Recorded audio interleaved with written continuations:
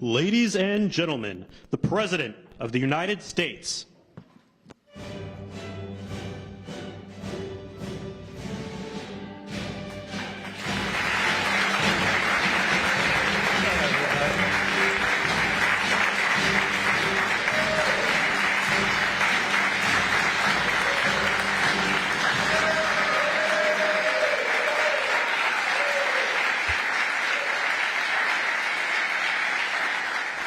Well, thank you very much. Please sit down. Please, thank you. We have a lot of great political leaders, and the biggest political leaders around, I guess you could say, but by far much bigger are the business leaders. It's not even close. I say that to my friends, the politicians. You have the greatest business leaders in the world here, so it's an honor. And this week we're celebrating the most successful first 100 days of any administration in American history. We're thrilled to welcome to the White House dozens of the world top leaders of all kinds, but in particular business leaders. And since the election, the companies represented in this room have collectively announced more than $2 trillion in new investments, and we have a total of close to $8 trillion all told. And there's never been anything like that in this country. We've never had anything close. I would say if you looked at the last administration, probably for 4 years they did maybe less than one, and we've done almost 8. I would say we'll be above 8 in a period of 2 months. So something happened. I think two things happened. November 5th happened, and November 5th gave you tariffs, intelligently used tariffs and various other forms of incentive. But it's really amazing. There's never been, I don't think there's ever been anything like this anywhere in the world. Together we're going to bring back the most beautiful words. I always say made in the USA, the most beautiful words. We're going to have made in the USA like we haven't had before in a long time. In addition to the business leaders whose companies I will mention in just a moment, we have some great people, great senators. Marcia, where are you? Where are you, Martha? Marcia, thank you very much. Marcia Blackburn, Bill Cassidy. Bill, thank you, Bill. Ashley Moody. Ashley, thank you. And John Husted. John, thank you very much. And Representatives Byron Donalds, Buddy Carter, Rob Whitman, Mark Alford, Mike Rogers, Richard Hudson, and Abe Hamadeh. Thank you all very much.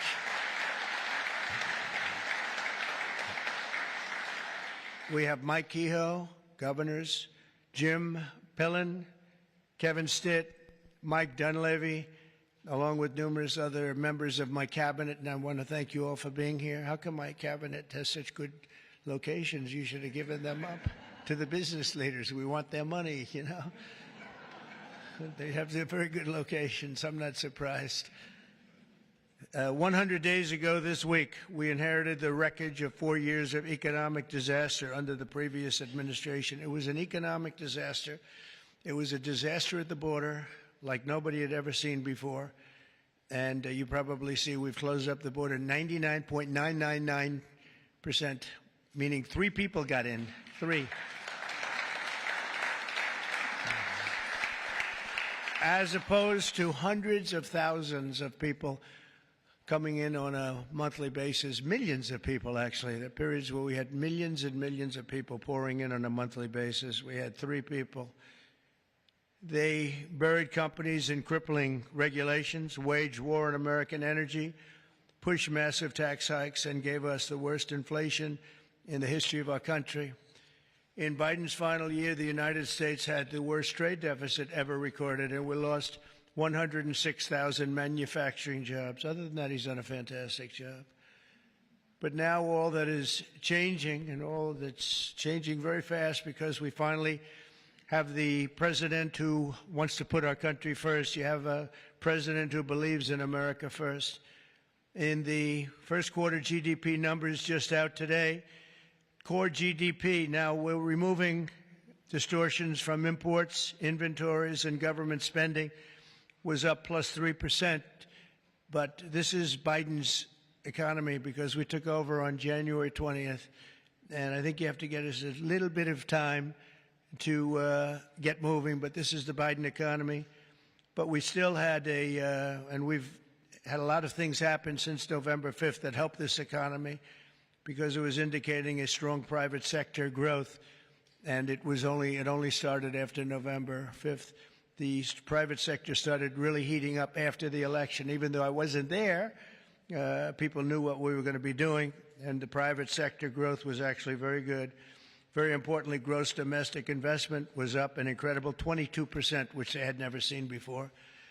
Every new investment, every new factory, and every new job created is a sign of strength in American economy and a declaration of confidence in America's future. We really do. We've never seen anything like this. Even Samsung, whose name isn't mentioned here, but I heard that they announced this morning that they're going to be building a very big plant because they want to be able to beat the tariffs. It's the only way to beat them.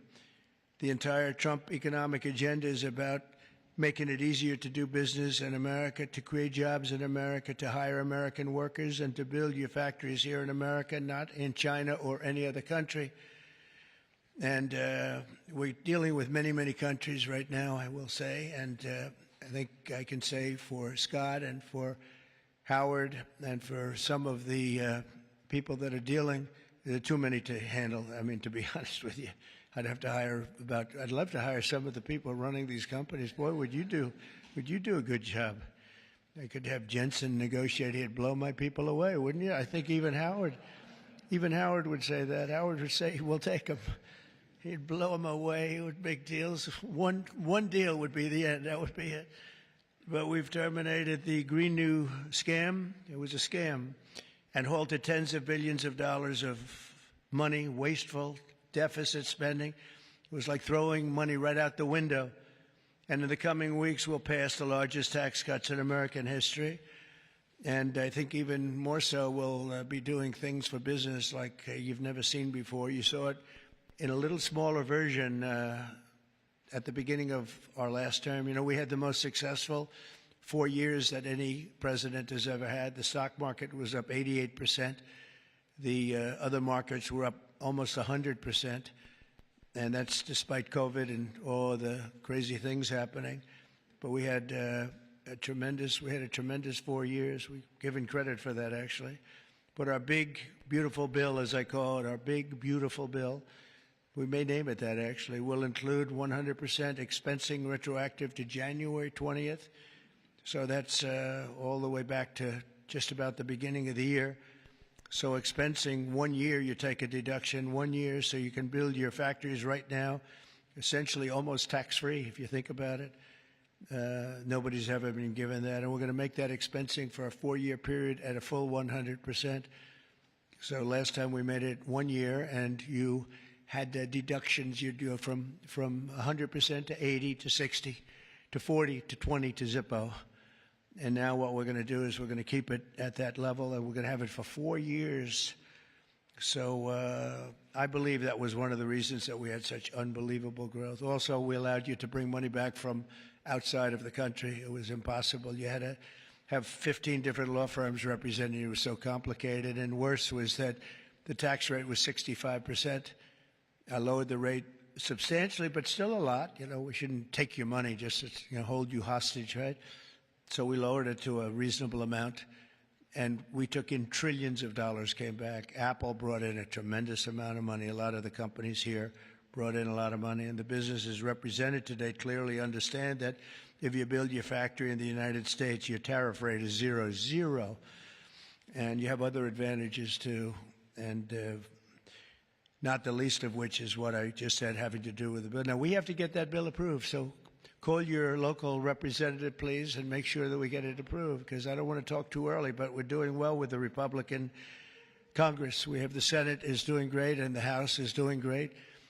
John Thune has been spectacular. Mike Johnson has been spectacular. Marcia, you're in there working very hard and doing well. What do you think? Are we going to get it passed? We have to.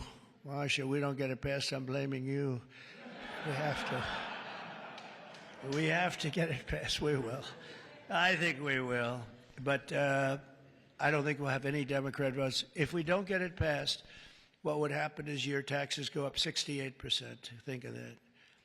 And we may not get one vote because they just vote against. It's Trump derangement syndrome, or maybe it's just they hate Republicans, or they hate what we're doing because they've lost their confidence. They've totally lost their confidence.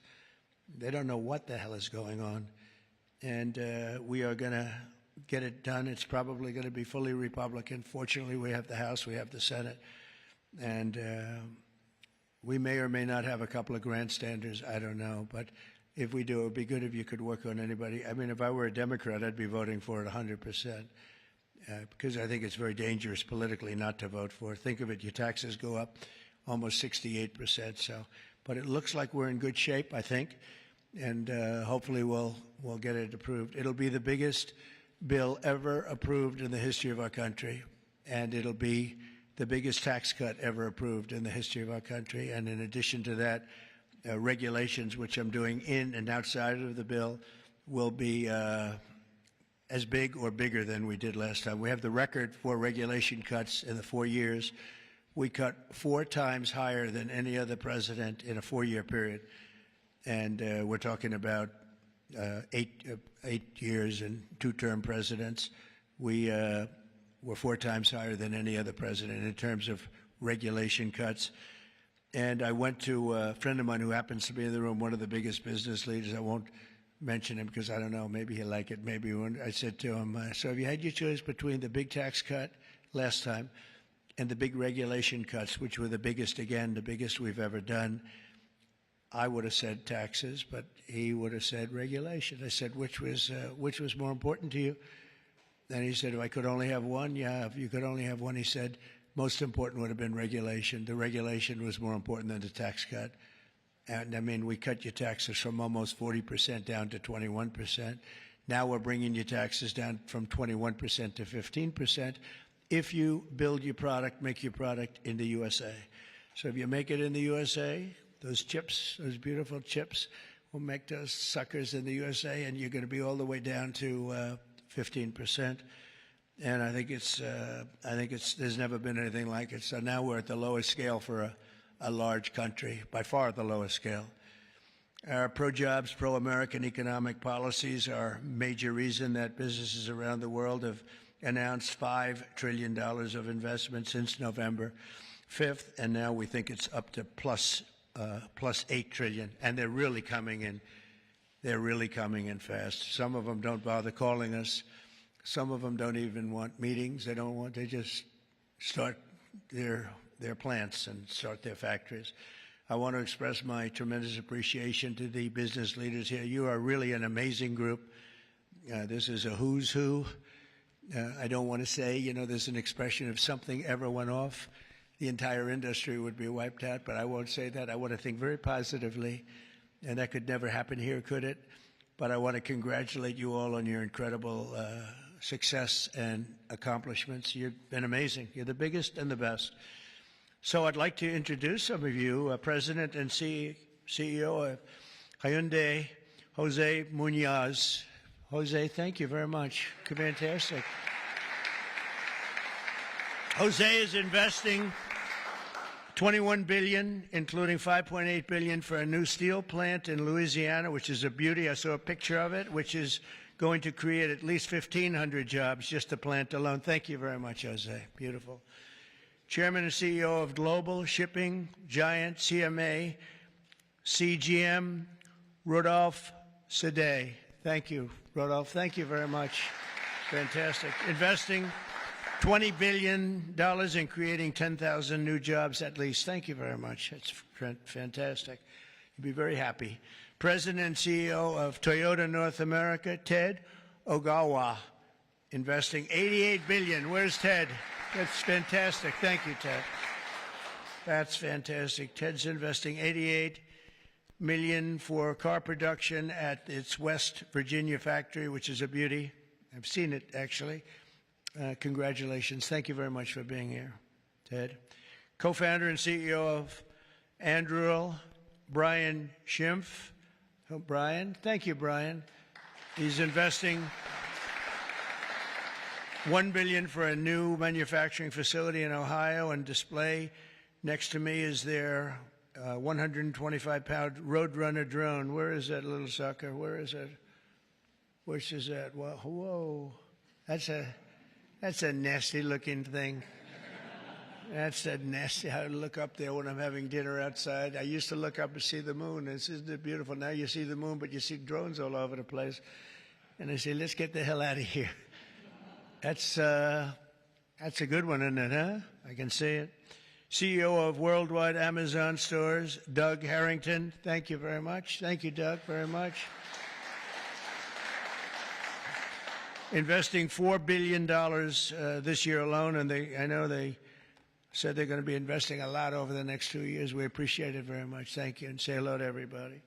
CEO of Venture Global, Mike Sable. Mike, thank you very much, Mike.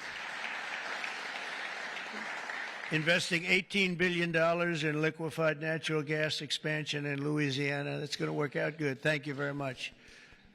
President and CEO of Siemens USA, big company, Barbara Humpton.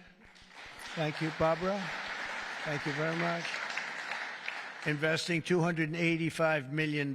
Executive Global Chairman of Pratt Industries, friend of mine, Anthony Pratt. He's investing $5 billion. Thank you. Thank you, Anthony.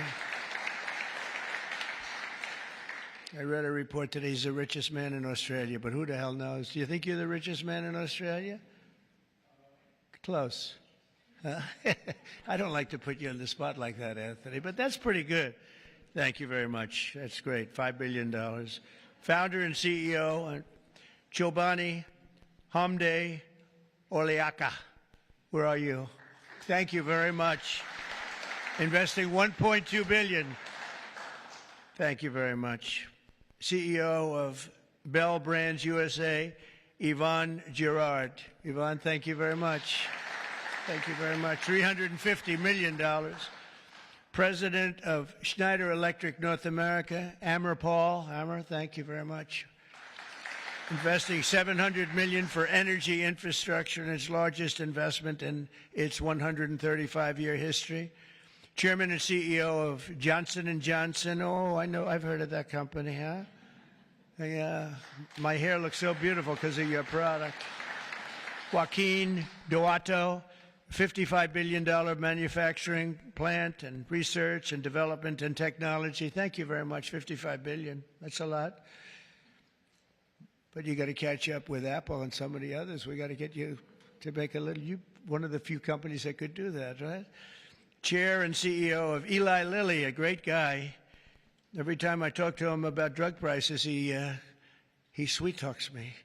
He tells me about the middleman. The middleman keeps telling me about the middleman. By the time I leave the meetings, I was telling my people, I say, gee, he's giving us a great bargain. You know, but David, you have done some job. David Ricks, you have done some job. I'll see you later, too.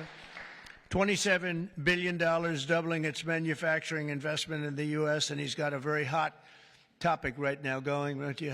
This stuff is doing really well, isn't it? Really hot company. Thank you very much, David. CEO of Novartis, Vas Narasimhan, and that's $23 billion. Thank you. Thank you very much. Thank you, Vas. CEO of Genentech, Ashley Mugargi, $50 billion. Whoa, that's a lot of money. Good, thank you, Ashley. That's a big one. CEO of AbbVie, Rob Michael, $10 billion. Thank you very much. Thank you, good company. President and CEO of Thermo Fisher, Mark Casper, $2 billion. Thank you, Mark, very much. Chairman and CEO of Merck, great company, Rob Davis, $9 billion. Thank you very much, Rob. Chairman and CEO of Abbott, Robert Ford, $500 million. Thank you, Robert. Chairman and CEO of a company called IBM. Arvind, where are you? Where are you? Thank you very much. That's fantastic. $150 billion. That's all? That's great. Thank you very much. You've done a great job. You've done a great job with that company, too, I'll tell you. Chairman and CEO of GE Aerospace, Larry Culp. Larry, thank you very much, Larry. And Larry's investing $1 billion in manufacturing across 16 states, and with us as we have the model of their F-110 engine, which I hear is like, I must tell you, I hear it's the hottest engine there is. You got a gold mine over there, Larry, which powers our nation's finest fighter jets and other jets. And your big engine is really something that I hear is beyond anything that has been produced yet. So good luck with it. And Larry, I think we're going to ask you to say a few words, actually. So come on up. Thank you.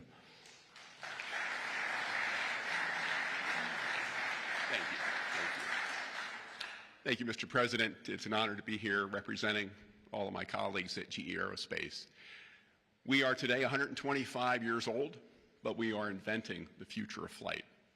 Today, we power 3/4 of the world's commercial airlines and nearly 2/3 of the U.S. military combat jets and helicopters. So what you see here with the F-110 powers 70% of the newest Air Force F-15s and the F-16s. I know you were in Michigan just yesterday. Yeah. This is the engine that will be under wing on the F-15EX Eagle II that the Michigan Air National Guard will soon be flying. We're excited about what's happening at our company. We're investing $1 billion this year, as the President said, across 16 states, not only in our manufacturing footprint, but with so many of the small and mid-sized businesses that constitute our supply chain. There's a lot happening. We're excited about it. Mr. President, thank you for what you're doing, not only to revitalize U.S. manufacturing, but helping ensure that the U.S. aerospace industry, one of our biggest net exporters, continues to lead the world in innovation. Thank you. Thank you. Great job. And he has done a really great job. You took over a slightly troubled company, and now you've made it hot as a pistol. So that's really an amazing job you've done in a short period of time. Also with us is Chairman and CEO of SoftBank, Masa. Where's Masa? Masa, come on up here, Masa.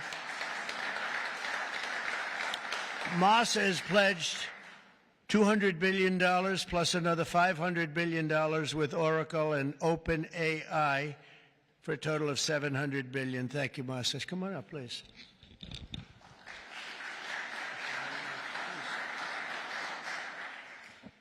Well, first time of Trump administration, we made an announcement, commitment, $50 billion. We delivered $70 billion over 4 years last time. This time, I tried to commit $100 billion, and President Trump said, "Oh, Masa, go for more." so we did the $200 billion commitment, and then right after that, we SoftBank, OpenAI, Oracle, and MGX together, we announced $500 billion investment. This is the largest investment for infrastructure in the United States, investment.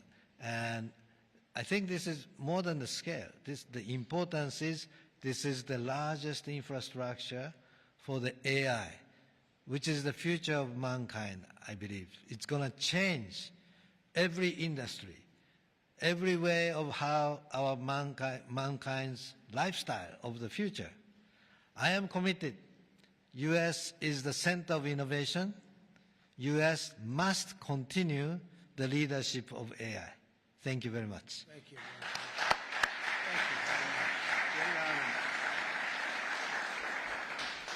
Thank you very much, Masa.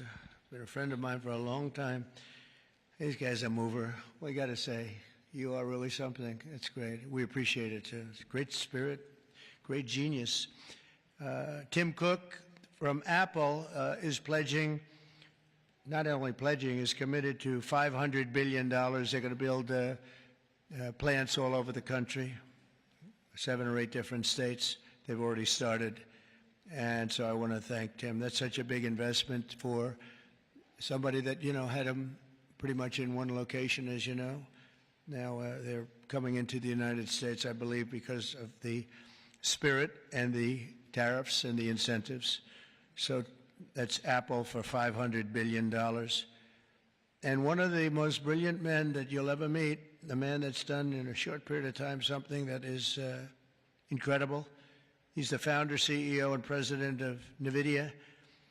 Jensen Huang, he's producing up to 500 billion over the next 4 years to manufacture the most powerful AI chips entirely in the USA for the first time ever.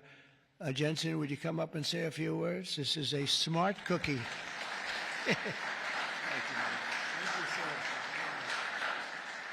Thank you, Mr. President. It's a great honor to be here. Nvidia reinvented computing for the first time after 60 years. In fact, everyone at IBM knows quite well that the computer has largely been the same since the 60s.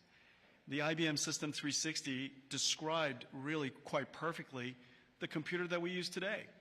Central processing units, operating systems, the separation of hardware and software, I/O subsystems, multitasking. All of the words that we use to describe computers today were really invented in 1964, the year after my birth.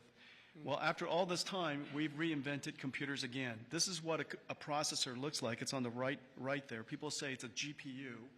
That's one GPU unit, and it's 70 pounds, 60,000 parts, 10,000 watts. In order to manufacture it requires probably a couple of hundred companies in the supply chain. It is so heavy that it requires robotics to do. It's so precise. And just to test a supercomputer requires a supercomputer.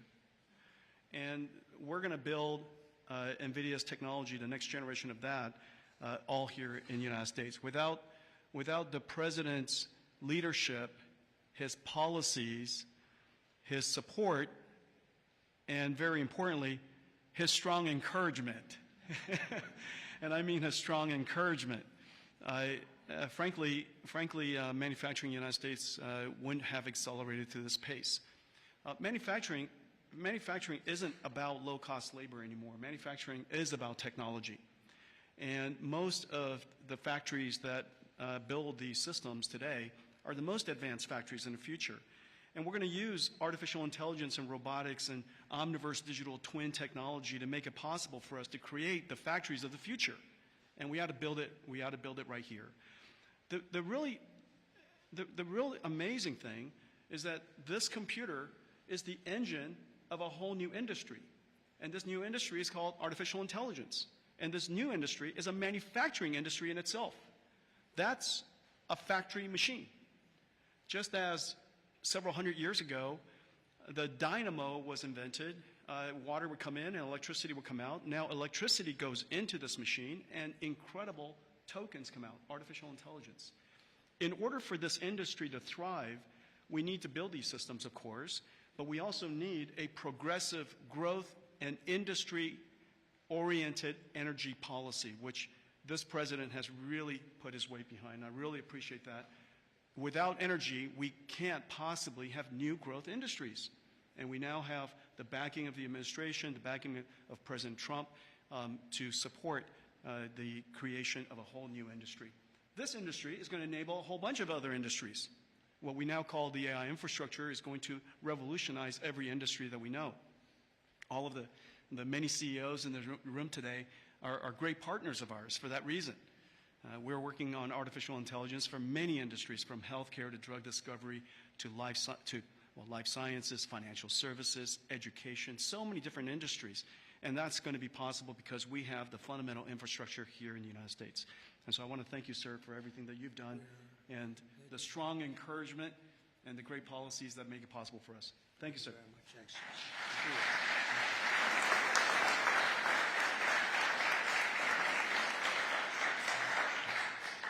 Another brilliant man. You know, we have brilliant people here, and we like brilliant people, actually, but we have a lot of brilliant people in this group, and it's an honor to be with you. Past 100 days have been fighting to reclaim our jobs and bring our country back to a level that it's never seen before, and again renew the American dream, which is what we're doing.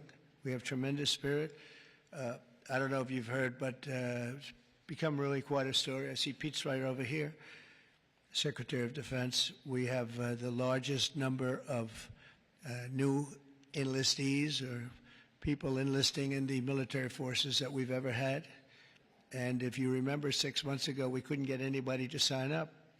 That's a big turn in a very short period of time.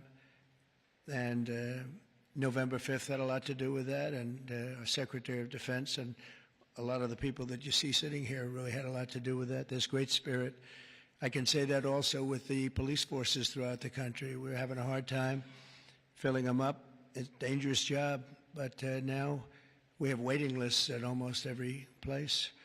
And that's an amazing accomplishment when you think. It's amazing.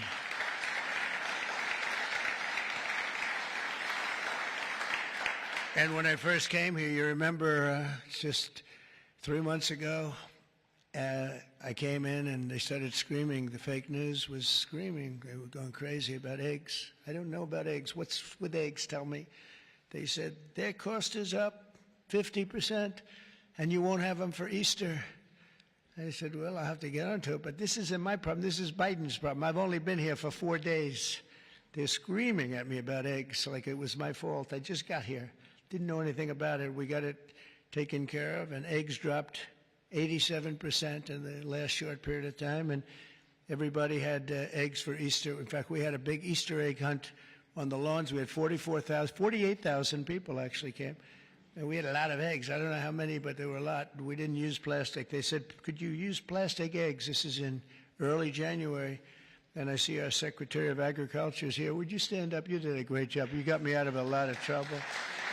Brooke Rollins. She got me out of a lot because they were trying to blame me for eggs, and I didn't know anything about it yet. Explain it to me. But we had plenty of eggs, Brooke, right, for Easter. There was no dearth. And we have another man in the audience who's maybe the most important man in the room because he's the head of the Environmental Protection Agency, meaning he's the one that approves all your plants. And when Jensen and some of the others came in about numerous of the others, especially having to do with AI, they came in, I learned a lot. Number one, I learned we need double the electricity that we have right now for the whole country, and really more than that. I mean, 2 times would be even better. It was like unlimited thirst for electricity. And at first I said, you know, how's that possible? But that's, whatever it is, it's possible. That machine that you say you can barely lift is, I guess, it sucks up a lot of energy. But we need more than double what we have right now. So you take all of the energy, even the energy in this beautiful, incredible, is this the greatest?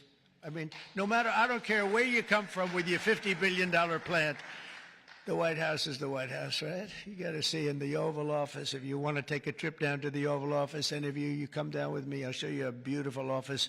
It'll blow your beautiful offices away. They'll stop and they'll say, for a lot of other reasons, but it's a beautiful place. And if you want to, I'm serious, you can do that. But I told Jensen, I told Tim, I told everybody that's building these very big, incredible plants, really plants of the future, they were talking about hooking into the grid. I said, well, you know, the grid is old, and it's subject to mishap. Things can happen, including storms and much worse than storms. And if you want, I'll let you build your own utility plant, your own electric plant along with your building. You can build it inside of the plant or you can build it outside of the plant. And I went to Lee Zeldin right here, and I said, Lee, we got to get fast approvals for these people. You know, they're going to do the best job. They're going to have the best engineers, the best everything. We'd like to have them build their electric for them. They don't have to go outside. You become a utility. You become a great producer of electric, and if you have any extra, you put it back into the grid if you want, or you sell it back in. But you're going to be able to build, so this way we don't have to worry about, do we have enough? Because if you look at California, they have brownouts, blackouts, and everything else. They don't know what the hell they're doing. Governor doesn't have a clue. But the last thing you want to do is be hooking up to the California grid so that we can go in and you'll say, gee, we have to close down the factory for a couple of days. We have a little brownout going on. So you're going to be able to build your own plant and produce as much electric as your beautiful heart's desire. And that'll be something that nobody's done before. And we're going to ask Lee to get those approved very quickly. And he'll get it approved before you can even imagine. He's great. He's great. He knows the difference. You know, you can take years to get those approved. I would say previous to us, it would be years and years. Or you could take weeks to get them approved, and it'll be just as good. But they don't play games, and they're going to get it done, and they'll get it done very quickly. So that's going to be a big help because you're going to have unlimited energy, unlimited electricity. And I think it's going to really, we want to stay number one. We're number one right now by a lot. I will say this, if I didn't get elected, I would say get out of the AI business fast. Get out of all business fast, probably. Maybe get out of the country fast, because this country was heading in the wrong direction, but now it's heading in the right direction. I think it's the most consequential 100 days in the history of our country in certain ways. We had an editorial from a group that normally wouldn't give good editorials to people like me. And they said he's the most consequential president because of what he's doing with all of these policies that you're reading about, long beyond the electricity and the plants, having to do with many other things like secure borders and all of the many, many things I could go down and name them. We're gonna be getting tremendous amounts of drug and pharmaceutical companies going to be pouring into the country. They're going to have to. They're going to have to. And we're going to give them a lot of time to do it, but after that, there's going to be a tariff wall put up. And they won't be happy about it, but they'll be happy if they start building right now. Right now, it's going to be build, and after a certain period of time, it's going to get tougher, and then it's going to be real hard to do business in this country. So for the pharmaceutical companies, chip companies, a lot of different companies, we're all set to really grow. Groceries are down. The grocery prices are down. Gasoline prices are down. We had some gasoline selling for $1.98 a gallon just recently in 3 different states over the last 2 days. It was at $4, and it was higher than that in some places. It was over $5. We have it way down. Energy prices are down all over the country. Mortgage rates are actually down slightly, even though I have a guy in the Fed that I'm not a huge fan of, but that's all right. These are minor details. Don't tell him I said that, please. As the cameras rock and roll back there. No, I mean, he should reduce interest rates. I think I understand interest a lot better than him because I've had to really use interest rates. But we should have interest rates go down. It would be positive, but it's not going to matter that much because ultimately what we're creating has much more to do with other things than it does just pure interest rates. But it would be nice for people wanting to buy homes and things. The prescription drug prices just saw the largest monthly decline ever recorded. So, David, I'm having a little bit of an impact, at least on you, as I just browbeat. I browbeat this guy. He's got he looks like he's 25 years old. He has this massive company, Eli Lilly, and it has no impact on him whatsoever. But I just see this number just came out. It's the largest monthly decline ever recorded. Yeah, but it's probably about 2%. You know, they did that to make me feel a little bit better. But I appreciate it. We have achieved the lowest number of illegal border crossings in U.S. history, and we're at a level that nobody thought we could get to in 2 years, let alone a couple of months. And I think Kristi Noem is here someplace. Where is Kristi? She's here. Stand up, Kristi. And Tom Homan. And I see Linda. Stand up, Linda. You are doing so good. Education. We're bringing education back to the States, where it belongs. And she's been incredible. She's very upset with Harvard. They have $53 billion in a fund, and yet they want more grants. And it looks like we're not going to be giving them any more grants, right, Linda? And, you know, a grant is at our discretion, and they're really not behaving well, so it's too bad. But our country is roaring like never before. Nobody's ever really seen anything like this. And again, the big thing is whether it's $8 trillion or even more than that, by the end of the year, it could be a number that would be, I think it's already, there's never been anything like it, but this is in a period of a couple of months. I think by the end of the year, the numbers will be just staggering. It's really going to be something very special, and I'm very honored to be with you. And I'd ask if anybody has any questions, please. This is your time. This is your time. You'll be live on television, all the fake news back there. Now that'll keep them down, right? That's the way to keep them down, unless they're bad people, in which case, unless they want to make some news. Would anybody have any questions? Anybody? Business leaders? You want to know anything about depreciation? No? I love it. We've done such a good job, we don't have to take. Howard, would you like to say a couple of words, please?